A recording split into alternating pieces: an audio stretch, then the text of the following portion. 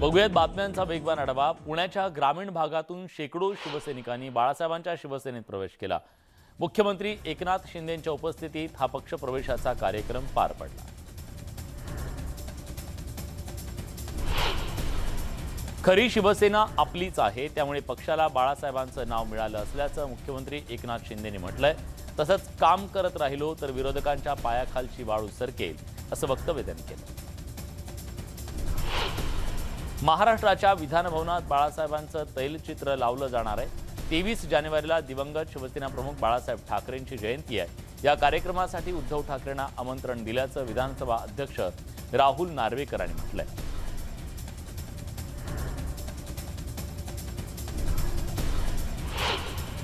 भाजप प्रदेशाध्यक्ष चंद्रशेखर बावनकुळेंनी शिंदे फडणवीस सरकारकडे 184 आमदारांचं संख्याबळ होऊ शकतं असा दावा केला। बावनकुळेंपाठोपाठ भाजपचे खासदार धनंजय महाडिक यांनीही इतर पक्षातील आमदार संपर्कात असल्याचा दावा केला। दरम्यान कार्यकर्त्यांमध्ये जोश भरण्यासाठी बावनकुळे अशी वक्तव्य करत असतील असा टोला भुजबळांनी लगावला। छत्रपती संभाजी महाराज स्वराज्य रक्षक होते असं पुनरुच्चार अजित पवारांनी काढले। कुणीही कितीही म्हटलं तरी माफी मागणार नाही असं अजित पवार यांनी बजावलं। ते सांगलीतल्या कार्यकर्ता मेळाव्यात बोलत होते। धनुष्यबाणाच्या न्यायालयीन लढाईमध्ये धनुष्यबाण चिन्ह ठाकरे गटाला मिळणार असा विश्वास काँग्रेसचे प्रदेशाध्यक्ष नाना पटोले यांनी व्यक्त केलाय। तर अमरावती विभाग पदवीधर निवडणुकीमध्ये महाविकास आघाडीचा उमेदवार विजयी होईल असा विश्वासही त्यांनी बोलून दाखवला। शिवसेनेचे धनुष्यबाण चिन्ह मुख्यमंत्री एकनाथ शिंदे यांच्या बाळासाहेबांची शिवसेना पक्षालाच मिळेल। त्यांच्याकडे आमदार आणि खासदारांची संख्या आहे असं मत केंद्रीय राज्यमंत्री रामदास आठवले यांनी व्यक्त केले। राज्याच्या सत्ता संघर्षावर न्यायालय जो निर्णय देईल तो मान्य असेल अशी प्रतिक्रिया गुलाबराव पाटलांनी दिली आहे। न्यायालयाच्या पुढे कोणीही जाऊ शकत नसल्याचं त्यांनी म्हटलं। पूर्वीची भाजप आणि आत्ताची भाजप यांच्यात जमीन आसमानचा फरक आहे। पूर्वीचे भाजपचे नेते वैचारिकदृष्ट्या परिपक्व होते, त्यांची टीका टिप्पणी खालच्या पातळीची नसायची असं वक्तव्य आमदार भास्कर जाधवांनी केलं। भाजपचे प्रदेशाध्यक्ष चंद्रशेखर बावनकुळे पंकजाताईला विमानात घेऊन आले। याचा त्यांना पुढील 2 महिने त्रास होईल असं म्हणत पंकजा मुंडेंनी पुन्हा एकदा चिमटा काढला। साहेबांचे नेते अटलजी आडवाणी होते, आज आमचे नेते मोदी शहा आहेत, त्यामुळे पंकजा यांचा निशाणा कुणावर अशी राजकीय वर्तुळात जोरदार चर्चा सुरू झाली। मुंडेंचा आवाज राजकारणात कोणी दाबू शकत नाही असं विधान बीडच्या भाजपच्या खासदार प्रीतम मुंडेंनी केलंय। बीडच्या आष्टी तालुक्यातल्या शृंगेरी मातेच्या यात्रेत त्या सहभागी झाल्या होत्या, त्यावर त्यांनी हे भाष्य केलं। मुंडेंच्या मुलींचा आवाज दाबणं एवढं सोपं नाही, आम्ही जिथं जाऊ तिथं प्रसिद्धी मिळते असंही प्रीतम मुंडे म्हणाले। मागील सरकारच्या काळात ब्रह्मपुरी मतदारसंघात मंजूर करण्यात आलेली जलसंधारणाची 53 कामं नवं सरकार आल्यानंतर पालकमंत्री सुधीर मुनगंटीवार यांनी रद्द केली। या निर्णयावरून आमदार विजय वडेट्टीवार यांनी संताप व्यक्त केला। नागपूर शिक्षक मतदारसंघाचे मवियाचे उमेदवार सुधाकर अडबाले यांनी गोंदियामध्ये प्रफुल्ल पटेल यांची भेट घेतली। निवडणुकीत विजय होणार असल्याचा विश्वास त्यांनी बोलून दाखवला। महाविकास आघाडी माझ्या पाठीशी आहे, त्यामुळे नाशिक पदवीधराची निवडणूक जिंकणार असल्याचा विश्वास शुभांगी पाटील यांनी व्यक्त केलाय। सत्यजित तामेंनी काँग्रेस पक्षाला धोका दिल्याचा टोलाही त्यांनी लगावला। नाशिक पदवीधर मतदारसंघाच्या उमेदवार शुभांगी पाटील यांनी राष्ट्रवादीचे आमदार एकनाथ खडसेंची मुक्ताईनगर इथल्या निवासस्थानी जाऊन भेट घेतली। शुभांगी पाटील आणि एकनाथ खडसे यांच्यात निवडणुकीबाबत चर्चा झाल्याचं कळत आहे। वसंतदादा शुगर इन्स्टिट्यूटची वार्षिक सर्वसाधारण सभा, याच्यात मुख्यमंत्री एकनाथ शिंदे आणि राष्ट्रवादी काँग्रेसचे अध्यक्ष सर्वेसर्वा शरद पवार एकाच मंचावर आले। यावेळी मुख्यमंत्र्यांनी पवारांवर स्तुतीसुमनं उधळली। त्यांच्या तोंडी कायम साखर असते असं पवार, तर सल्ल्याची गरज असली तर पवारांना फोन करतो असंही मुख्यमंत्री म्हणाले। अनेक उद्योगपती महाराष्ट्रात गुंतवणूक करण्यासाठी इच्छुक असल्याचं वक्तव्य विरोधी पक्षनेते अजित पवारांनी केले। तसंच दावोसबाबत मुख्यमंत्र्यांसोबत चर्चा केली असून वस्तुस्थिती काय ते लवकरच कळेल असं देखील अजित पवार म्हणाले। उद्धव ठाकरे सोन्याच्या चमच्यानं ज्यूस पिऊन मोठे झालेले आहेत. विकास हा उद्धव ठाकरेंच्या रक्तात नाही, अशी जहरी टीका भाजप प्रदेशाध्यक्ष चंद्रशेखर बावनकुळेंनी केलाय. टोमणे मारण्यापेक्षा विकासावर बोलावं असा टोला देखील बावनकुळेंनी लगावला. शिवसेना आणि वंचितचं नातं अजून जमलेलं नाही, फक्त एकमेकांवर लाईन मारणं सुरू असल्याचं वक्तव्य प्रकाश आंबेडकरांनी केलंय. नाशिकमध्ये झालेल्या पत्रकार परिषदेत ते बोलत होते. लोकांचे प्रश्न सोडवण्यासाठी जम्मूमध्ये निवडणूक लढण्यासाठी तयार असल्याचं वक्तव्य ठाकरे पक्षाचे खासदार संजय राऊत यांनी केलंय. सरकारने दिलेली आश्वासनं हवेत विरली अशी टीकाही राऊतांनी केली आहे. तसंच जम्मूमध्ये सुरक्षा कुठं आहे असा खोचक सवाल सुद्धा राऊतांनी उपस्थित केलाय. मुंबईतल्या गोरेगाव पत्राचाळ घोटाळा प्रकरणातील 5ही आरोपींवर आरोप निश्चित करण्यात येणार आहेत. 24 जानेवारीला संजय राऊतांसह प्रवीण राऊत, वाधवान ब्रदर्स यांच्यावर आरोप निश्चित केले जाणार असून सर्व आरोपींना हजर राहावं लागणार आहे. मोदी हे देशाचे पंतप्रधान आहेत. त्यांनी मुंबईला काही दिलं तर त्यांचे स्वागत केलं पाहिजे, कारण ते पक्षाचे नाही तर देशाचे पंतप्रधान आहेत, असं वक्तव्य सुप्रिया सुळेंनी केलंय. दाओसमध्ये करार करणाऱ्या कंपन्या महाराष्ट्रातील असल्याचा आरोप विरोधकांनी केला. त्याला सरकारनं चोख उत्तर दिलंय. या करारानुसार होणारी गुंतवणूक ही अमेरिका, इंग्लंड, इस्रायल आणि युरोपातून येणार असल्याचं राज्य सरकारनं स्पष्ट केलं. उपमुख्यमंत्री देवेंद्र फडणवीसांनी धनंजय मुंडेंच्या निवासस्थानी जाऊन त्यांची भेट घेतली. मुंडेंना रुग्णालयातून डिस्चार्ज मिळाल्यानंतर फडणवीसांनी त्यांची भेट घेत तब्येतीची विचारपूस केली. खासदार क्रीडा महोत्सवातील 60 खेळाडू सहभागी झाले. या 60 खेळाडूंचा 2 लाख रुपयांचा विमा काढण्यात आल्याचं नितीन गडकरींनी म्हटलंय. दरम्यान नागपूर शहरात 300 मैदानं तयार करायचे असंही त्यांनी स्पष्ट केलं. संभाजी भिडेंच्या कार्यक्रमाला दौंडमधल्या भीम सैनिकांनी विरोध केल्याप्रकरणी 25 जणांविरोधात गुन्हा दाखल करण्यात आलाय. त्याच्या निषेधार्थ दौंड पोलीस ठाण्यासमोर भीमसैनिकांनी उपोषण केले. माजी आमदार रमेश थोरातांनी उपोषणस्थळी भेट दिली तर सुप्रिया सुळेंनी व्हिडिओ कॉलमार्फत उपोषणकर्त्यांसोबत संवाद साधला. महाराष्ट्रातलं असंवैधानिक सरकार येत्या 14 तारखेला कोसळणार असल्याचं विधान काँग्रेसचे प्रदेशाध्यक्ष नाना पटोलेंनी केलंय. येत्या 14 तारखेला होणाऱ्या सुप्रीम कोर्टाच्या सुनावणीमध्ये शिवसेनेच्या बाजूने निर्णय लागणार आहे. आमचा न्यायव्यवस्थेवर पूर्ण विश्वास आहे, असंही ते म्हणाले. या आधीच्या पोटनिवडणुकांमध्ये भाजपनं उमेदवार दिला नसता तर चिंचवड विधानसभा पोटनिवडणूक बिनविरोध झाली असती, असं राष्ट्रवादीनं म्हटलंय. पोटनिवडणुकीत राष्ट्रवादीचा उमेदवार कोण असेल हे येत्या 2 दिवसात स्पष्ट होईल, असं राष्ट्रवादीचे शहराध्यक्ष अजित गवाड यांनी सांगितलं. पवनार धरण परिसरात होणाऱ्या बेकायदेशीर उत्खननावर योग्य ती कारवाई केली जाणार आहे. कारण निसर्गाच्या विरोधात जाऊन कोणी बेकायदेशीर काम करत असेल तर त्यांच्यावर कारवाई करण्यात येणार, असं आश्वासन वनमंत्री सुधीर मुनगंटीवारांनी दिलंय. उल्हासनगरमधील बांधकाम व्यावसायिक आयटीआयचा भूखंड बळकावण्याचा प्रयत्न करत असल्याच्या निषेधार्थ कोकण पदवीधर मतदारसंघाच्या निवडणुकीवर शासकीय तांत्रिक विद्यालयाच्या शिक्षकांनी बहिष्कार टाकण्याचा निर्णय घेतला. पनवेल महानगरपालिकेच्या राजीव गांधी मैदानात मातीचे ढिगारे पाहायला मिळत आहेत. त्यामुळे खेळाडूंना खेळण्यासाठी अडचणी निर्माण होत आहेत. तरी देखील पालिकेने याकडे दुर्लक्ष केलंय. जाणीवपूर्वक दुर्लक्ष केलं जात असल्याचा आरोप नागरिक करत आहेत. पनवेलच्या गाडी नदीचं रूपांतर नाल्यात झाल्याचं पाहायला मिळतंय. ही नदी गाळानं भरली असून पूर्णपणे प्रदूषित झाली आहे. त्यामुळे या प्रदूषणाचा त्रास इथल्या नागरिकांना मोठ्या प्रमाणात सहन करावा लागतोय. कल्याण डोंबिवली महापालिकेच्या सहाय्यक सुरक्षा अधिकाऱ्याला लाचलुचपत प्रतिबंधक विभागानं अटक केली आहे. अधिकारी दर महिन्याला सुरक्षा रक्षकांकडून मागणी करायचा. दरम्यान आज सापळा रचून भरत बुळे नावाच्या अधिकाऱ्याला अटक करण्यात आली. आसनगाव इथल्या मुंबई आग्रा महामार्गावरच्या पूल तोडायचं काम अतिशय धीम्या गतीने सुरू आहे. त्यामुळे महामार्गावरच्या एकेरी वाहतूक करावी लागते. या कारणानं रोज या ठिकाणी वाहतूक कोंडीची समस्या भेडसावते. पाणीदार समजल्या जाणाऱ्या कोल्हापूरकरांना गेल्या महिन्याभरापासून पाणी टंचाईचा सामना करावा लागतोय. उपसा पंप बंद पडल्यानं 8-8 दिवस पाणी येत नसल्यानं नागरिक हैराण झाले। त्यामुळे विकतचं टँकर घेऊन पाणी घेण्याची वेळ कोल्हापूरकरांवर आली आहे। प्रजासत्ताक दिनी कुठलीही अनुचित घटना घडू नये यासाठी तपास यंत्रणा सज्ज झाल्यात। गल्लीपासून दिल्लीपर्यंत पोलीस सतर्क झालेत।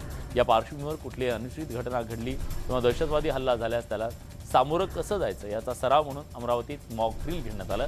यावेळी दहशतवादी हल्ला झाल्याचा आभास निर्माण करण्यात आला। नांदेडमधल्या गुरुद्वाराच्या गेटवर पोलिसांनी मॉक ड्रिल केलं। शहरात किंवा धार्मिक स्थळांमध्ये अनुचित प्रकार घडल्यास त्याचा सामना कसा करायचा हे तपासण्यासाठी हे मॉक ड्रिल घेण्यात आलं। मॉक ड्रिल बाबत नागरिकांना माहीत नसल्यानं काही वेळ भीतीचं वातावरण तयार झालं। बागेश्वर धाम इथले धीरेंद्र कृष्ण आणि अनीस यांच्यातला वाद संपत नाहीये। श्याम मानव यांना इतर धर्मातली अंधश्रद्धा दिसत नाही। हिंदू धर्मीयांच्या भावना दुखावण्याचं काम ते करतात। माझं त्यांना चॅलेंज आहे, त्यांनी इतर धर्मातली अंधश्रद्धा बाहेर काढावी।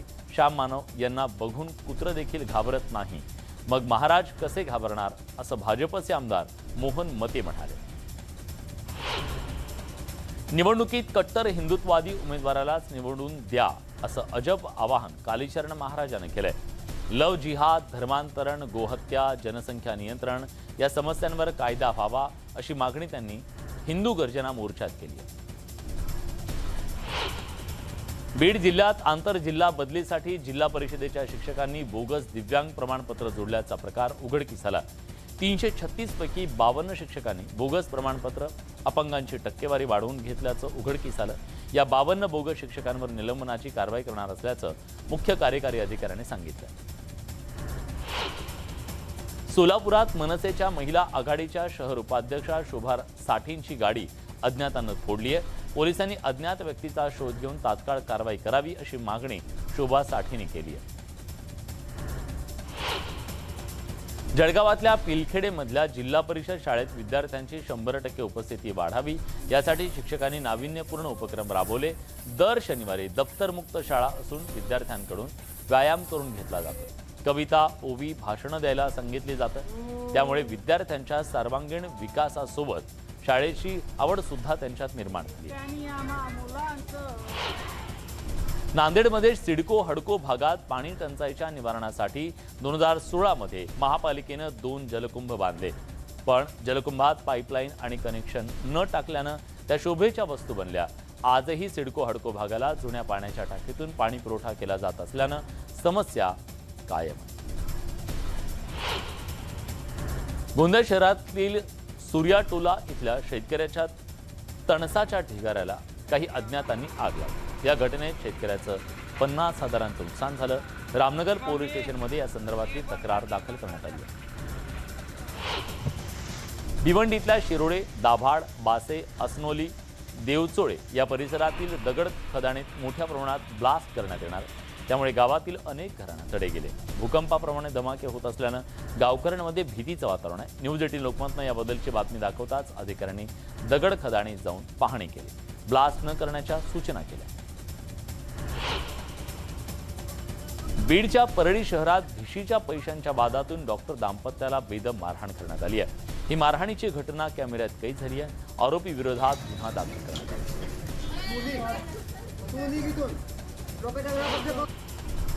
वर्ध्यात नंदोरी शिवारातल्या चोरडिया जिनिंगमध्ये कापसाच्या ट्रकला आग लागली, त्यामुळे अंदाजे 1,500 क्विंटल कापूस जळून खाक झालाय। आग विझवण्यासाठी जिनिंग कर्मचाऱ्यांकडून शर्थीचे प्रयत्न सुरू होते। जळगावात बहाळ परिसरात बिबट्याचे हल्ले सुरू असल्यानं परिसरात भीतीचं वातावरण पसरलंय। तसंच या भागात ऊसाच्या शेतात बिबट्या आणि त्यांचे 2 पिल्ले दिसले, त्यामुळे वन विभागानं या बिबट्याला पकडण्यासाठी पिंजरा लावावा अशी मागणी शेतकरी करतात। हिंगोलीच्या गोरेगाव अप्पर तहसील कार्यालयाच्या समोर स्वाभिमानीचं पीक विमा परताव्याच्या मागणीसाठी 4 दिवसांपासून उपोषण सुरू आहे। अजूनही प्रशासनानं आंदोलनाची दखल घेतली नाही, त्यामुळे संतप्त झालेल्या स्वाभिमानीच्या कार्यकर्त्यांनी टायर जाळून आपला निषेध व्यक्त केला। अहमदनगरचं नामांतरण अहिल्यानगर करण्याची मागणी यशवंत सेना आणि धनगर समाजाने केली। बीडमध्ये आंदोलन करत त्यांनी ही मागणी केली। अहमदनगरचं नामांतर लवकरात लवकर करावं, अन्यथा धनगर समाज रस्त्यावर उतरून तीव्र आंदोलन करेल असा इशारा यशवंत सेनेकडून देण्यात आला। अंगणवाडी सेविकांना शासकीय कर्मचाऱ्यांचा दर्जा देऊन वेतन श्रेणी लागू करावी, तसंच अंगणवाडी सेविकांना पेन्शन लागू करण्यात यावं अशा इतर मागण्यांसाठी आयटकच्या अंगणवाडी बालवाडी कर्मचारी युनियनच्या वतीनं गंगापूर तहसील कार्यालयावरती मोर्चा काढण्यात आला। बदलापुरात माघी गणेशोत्सवाच्या निमित्तानं 24 तारखेपासून 10 दिवसांची यात्रा भरणार आहे। यंदा स्टेशनपाडा गणेशोत्सव मंडळाच्या कडून अयोध्येतल्या राम मंदिरातल्या दुर्गा मातेच्या मंदिराचा देखावा उभारण्यात येणार आहे। प्रसिद्ध कला दिग्दर्शक नितीन देसाई हा देखावा साकारतात। बीडच्या माजल गावात धर्मगुरू शंकरानंद महाराजांचा पुण्यतिथी सोहळा पार पडला। अमृत महोत्सवाच्या निमित्ताने 1000 महिलांनी माधवानंद महाराज यांचं औक्षण केलं। या सोहळ्याला हजारो भाविकांनी हजेरी लावली। अहमदनगर जिल्ह्यातल्या शनी शिंगणापूर इथं शनी अमावस्या असल्यानं भाविकांनी मोठी गर्दी केली। लाखो भाविक दर्शनासाठी शनी शिंगणापुरात दाखल झाले। दरम्यान भाविकांसाठी देवस्थान समितीकडून सुरक्षेसह दर्शनाची चोख व्यवस्था करण्यात आली। नांदेड शहराजवळ असलेल्या कामठा गावातल्या खंडोबाची यात्रा पालखी मिरवणुकीनं सुरू झाली। भंडाऱ्याची उधळण करत गावातून मिरवणूक काढण्यात आली। या यात्रेला शेकडो वर्षांची परंपरा असून राज्यभरातून भाविक कामठा इथं दाखल झाले। नांदेडच्या कामठा इथं खंडोबा यात्रेत बैलगाडा शर्यत पार पडली। या स्पर्धेत 150 बैलगाडा मालक सहभागी झाले। ही स्पर्धा पाहण्यासाठी गावकऱ्यांनी मोठी गर्दी केली। कोकणात पहिल्या सागरी महोत्सवाचं रत्नागिरी इथं आयोजन करण्यात आलंय। 4 दिवस चालणाऱ्या महोत्सवात समुद्राचं संरक्षण, समुद्राचं महत्त्व याविषयी कार्यक्रमाचे आयोजन करण्यात आलं। महोत्सवाला नागरिकांनी भेट देत चांगला प्रतिसाद दिला। चोरीच्या वाळूसह चोरीला गेलेले पिकअप वाहन तसंच विविध ठिकाणाहून चोरीला गेलेल्या 11 दुचाकी, 1 मोबाईल हस्तगत करण्यात आला। शहर गुन्हे शाखेला हे यश आले। या प्रकरणी 9 जणांना अटक केल्याची माहिती उपविभागीय अधिकारी विक्रम कदम यांनी दिली। भिवंडीत 5 वर्षांपूर्वी झालेल्या भांडणाचा राग मनात धरून चॉपरनं हल्ला करून सपासप वार केल्याची घटना घडली। हॉटेलमधील सीसीटीव्हीमध्ये घटना कैद झाली असून पडघा पोलीस ठाण्यात गुन्हा दाखल केला असून भावेश बेलवले याला अटक करण्यात आली। गोंदियातल्या रुग्णालयामध्ये मोबाईल चोरी करत असलेल्या चोराला लोकांनी पकडून चांगलाच चोप दिला। चोराला पोलिसांच्या स्वाधीन करण्यात आलाय। या ठिकाणी चोरीच्या घटना वाढल्या असून पोलिसांनी लक्ष दिलं पाहिजे अशी मागणी रुग्णाचे नातेवाईक करत आहेत। पंढरपूर महूद रोडवर कंटेनर आणि दुचाकीच्या भीषण अपघातात दुचाकीवरच्या दोघांचा जागीच मृत्यू झालाय। म्हसोबा दर्शनासाठी गेलेल्या दुचाकी स्वारांना कंटेनरनं उडवल्यानं त्यांचा जागीच मृत्यू झाला। दापोलीच्या तिवरी इथं टेम्पोला अपघात झाल्याची घटना घडली आहे। या टेम्पोत कर्नाटकातील चिराग खाणीत काम करणारे कामगार होते। या सगळ्यांना उपचारासाठी रुग्णालयात दाखल करण्यात आले। जळगावात शिरसाळामधून देवदर्शन करून परतत असताना 2 दुचाकी स्वारांचा अपघात झाला। जखमींना बऱ्हाणपूरमधल्या रुग्णालयामध्ये उपचारासाठी दाखल करण्यात आले। अमरावतीच्या दर्यापूर अकोट मार्गावर ट्रकला भीषण अपघात झाल्याची घटना घडली आहे। चालकाचं नियंत्रण सुटल्यानं हा अपघात झाला। या घटनेत कोणीही मृत्युमुखी पडलेलं नाहीये। पश्चिम बंगालमधील एस्प्लानेड या परिसरामध्ये ISF कार्यकर्ते आणि कोलकाता पोलीस यांच्यात संघर्ष झाला। यावेळी पोलिसांकडून अश्रुधुराच्या नळकांड्याचा वापर करण्यात आला। पश्चिम बंगालच्या हुबळीमध्ये TMCचे युवा नेते कुंतल घोष यांना 14 दिवसांची ईडी कोठडी पाठवण्यात आले। शिक्षक भरती घोटाळ्याप्रकरणी ईडीनं त्यांना अटक केली। अभिनेता सिद्धार्थ जाधवच्या चाहत्यांसाठी एक आनंदाची बातमी आहे। सर्कस सिनेमानंतर सिद्धार्थ आता एका नव्या सिनेमाच्या माध्यमातून प्रेक्षकांच्या भेटीला येणार आहे।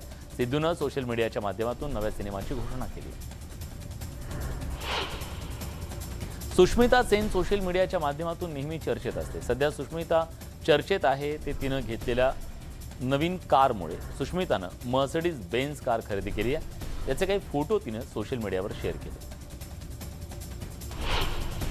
शाहरुखचा पठाण भारतात रेकॉर्ड ब्रेक कमाई करणार आहे. काही मिनिटांमध्ये 50,000 तिकिटांची विक्री बॉलिवूड अभिनेता शाहरुखच्या या आगामी पठाणची झालेली आहे. रिलीज आधीच ब्लॉकबस्टर हा सिनेमा ठरतोय. वादाच्या भोवऱ्यात अडकलेल्या सिनेमाला ॲडव्हान्स बुकिंगमध्ये जादू दाखवण्यात यश मिळालं. भारतात या सिनेमाच्या ॲडव्हान्स बुकिंगला सुरुवात झाली असून काही तासात या सिनेमाच्या 40,000 तिकिटांची विक्री झाली. जो हिंदुस्तान ने कभी सोचा भी नहीं होगा. कांतारा या सिनेमाच्या यशानंतर ऋषभनं या सिनेमाच्या दुसऱ्या भागाच्या म्हणजेच कांतारा 2च्या तयारीला सुरुवात केली आहे. जून महिन्यात या सिनेमाच्या शूटिंगला सुरुवात होणार आहे. त्यामुळे आता सिनेमाचा दुसरा भाग देखील बॉक्स ऑफिसवर आपली जादू दाखवू शकेल असा अंदाज बांधला जातो. दिवंगत अभिनेता सुशांत सिंग राजपूतचा 37व्या वाढदिवसानिमित्त रिया चक्रवर्तीनं काही अनसीन फोटो शेअर केले. रियानं सुशांत सोबतच्या आठवणींना उजाळा दिला. सुशांतच्या मृत्यूला त्याच्या कुटुंबियानं रिया चक्रवर्तीला जबाबदार धरलं होतं. आपल्या कालसी अदा आणि डान्सिंग स्टाईलनं ती सगळ्यांना घायल करते. सध्या नोराचे लेटेस्ट फोटो सोशल मीडियावर व्हायरल होत आहेत. लेटेस्ट फोटोमध्ये नोरा फतेही ट्रेडिशनल ड्रेसमध्ये दिसते. रायपूरमध्ये शहीद वीर नारायण सिंग आंतरराष्ट्रीय मैदानात भारतानं न्यूझीलंडवर 8 गडी राखून दमदार विजय मिळवला. 109 धावांचं माफक लक्ष्य केवळ 20 ओव्हरमध्ये 2 गडी गमावून पूर्ण केलं आणि 8 विकेट्सनी हा सामना जिंकला. भारतीय संघाचा वेगवान गोलंदाज उमेश यादव याची 44 लाखांची फसवणूक करण्यात आली आहे. त्याला त्याच्या नागपूरच्या एका मित्रानं हा गंडा घातलाय. उमेश यादव याचा मित्र जो त्याचा जुना मॅनेजर होता त्यानं ही फसवणूक केली आहे. शैलेश ठाकरे असं आरोपीचं नाव आहे. या सगळ्या बातम्यांसोबत बुलेटिनमध्ये आपण इथेच थांबतोय. ताज्या घडामोडींसाठी बघत रहा न्यूज 18 लोकमत.